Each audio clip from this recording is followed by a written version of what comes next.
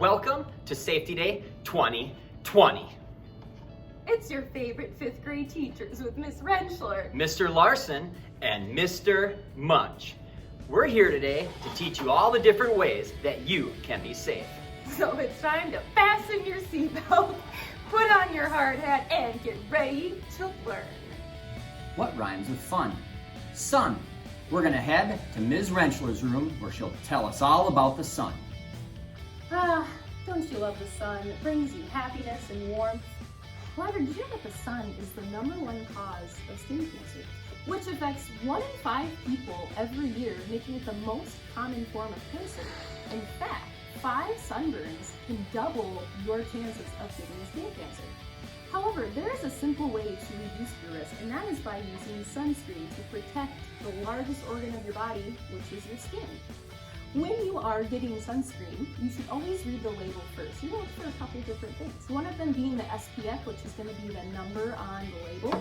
The SPF is going to tell you the amount of UV protection that you have. So if you have an SPF of 30, you're protected of 97% of the rays. If you have SPF 50, 98% of those, you're going to be protected by 98% of those rays.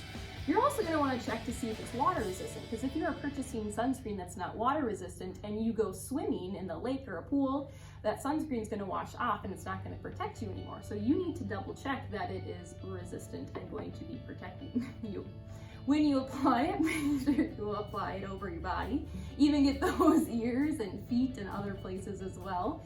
You also should always protect your lips by getting some sort of SPF in a lip balm, because your lips should be protected as well. Make sure you also reapply sunscreen every 2 hours. Without that reapplication, it won't be as effective either. You ever just find yourself thinking about all the lakes that we have in Alexandria? When you're enjoying the sun out on a boat, here are a few tips.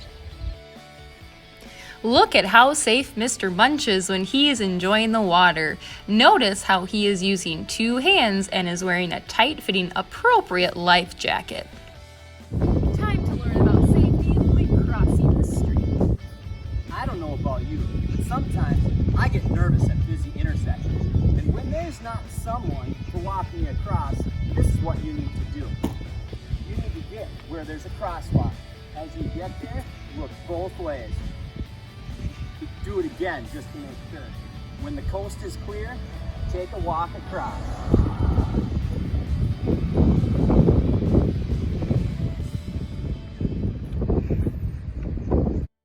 Here's an example of someone that is safe. Look at that helmet. Tight-fitting clothes and closed-toed shoes. Thanks, Perry, for being safe. We know you like to play on the ground, but you gotta stay safe. When going up the slide, always use the handrail. Don't run into the people in front of you, and wait your turn. Also very important, don't look over the edge. You could fall. Each day, I think about all the germs that are on my hands and how I can get rid of them. To you, Ms. Rentschler. Now we're going to learn about hand washing. I'm sure you've heard a lot about hand washing due to current events. When you wash your hands, you're going to first start by turning on the sink.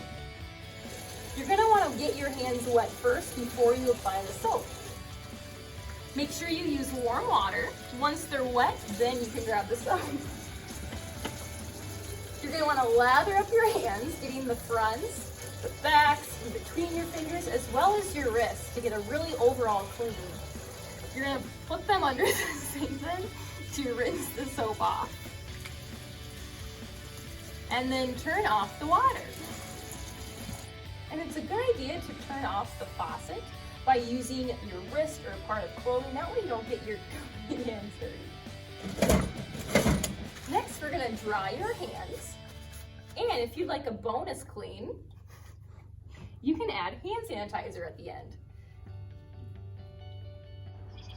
Are you ever stumped on how to get through the hallway safely? When you're in the hallway, make sure you walk. Keep your voice off and keep your hands to yourself.